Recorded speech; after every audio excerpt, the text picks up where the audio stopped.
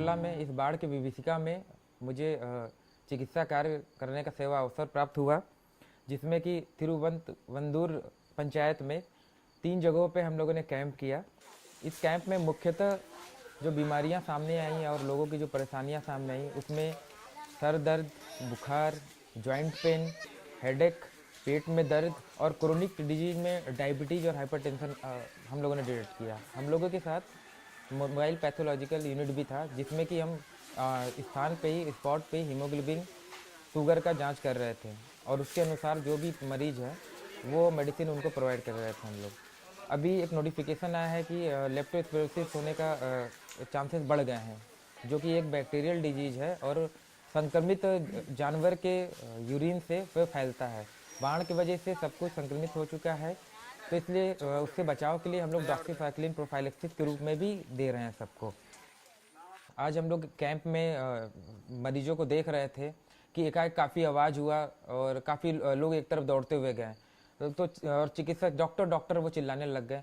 तो being as a doctor हम लोग भी वहाँ तुरंत दौड़े कि आखिर क्या हो गया है। वहाँ हमने देखा कि 50 साल की एक महिला थी जो कि ज़मीन पे पड़ी हुई थी और बहुत घबरा रही थी। उसको सभी लोगों ने चारों तरफ से घेर रखा था। तो हम लोग सबसे पहले वहाँ गए और सारे क्राउड्स को पहले हटाया कि वो फ्रेश एयर में आ जाए। फिर उसके बाद तुरंत उसके लिए कुछ बिछाने के लिए मंगाया गया, जिसपे उसको लेटाया गया। लेग को रेज किया गया जिससे कि ब्लड सर्कुलेशन उसके हार्ट की तरफ पहुँचे।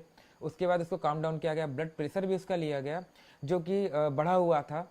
और उसके बाद ब्लड प्रेशर लेने के बाद हार्ट बीट और सब कुछ चेकअप किया, वाइटल्स चेकअप किया, जो कि नॉर्मल मिला। हिस्ट्री लेने पे ये पता चला कि उसने कुछ कैरोसिन या कोई चीज़ इनगल्फ कर लिया। हम लोगों ने कोशिश किया क्या डिटेक्ट करने का, तो कंफर्म तो साइड पे नहीं हो पाया। फिर उसको वॉमिटिंग हुई और वॉमिटिंग होने के बाद हम लोगों ने ORS दिया। ORS पीने के बाद 10-15 मिनट बाद वो गुड फील करने लग गई।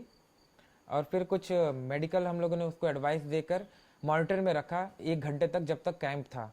विदिन 1 आवर उसने फिर दोबारा कोई कंप्लेन नहीं किया। और हम लोगों ने अपना नंबर भी दे के आए हैं उसको कि कभी कोई दिक्कत हो तो वो संपर्क कर सकती है। और हमारे जो समसेवक और जो उस क्षेत्र में कार्य कर रहे हैं उन्होंने भी अपना संपर्क नंबर उन्हें दिया है कि आगे कोई भी दिक्कत हो, कभी भी हो, 24 घंटा हम सब उनके लिए अवेलेबल हैं। वो कभी भी हमसे संपर्क कर सकते हैं।